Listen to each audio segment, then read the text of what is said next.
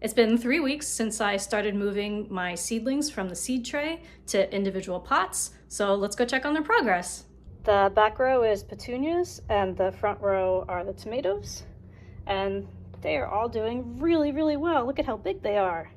I've been watering them every day to make sure that their soil stays moist, but other than that, they've just been sitting in the sun, doing their own thing.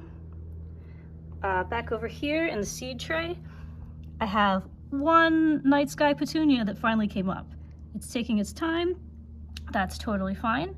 Can't wait to see what that one's gonna look like. Just keep watering that one every day too. And I also have a strawberry plant. The strawberry plant is new. What I did to germinate those seeds was I started out with the same kind of cup that my first set were in and put a dry paper towel on the bottom and then put a tight fitting lid on top and put them in the freezer for 3 weeks to trick them into thinking it was winter.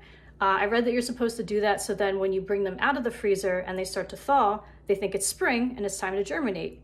So after 3 weeks, I took them out of the freezer and then I germinated them the exact same way as the others with the wet paper towel and the plastic wrap on top. And then they started growing. So that was really cool. Well, until next time, see you later, sprouts.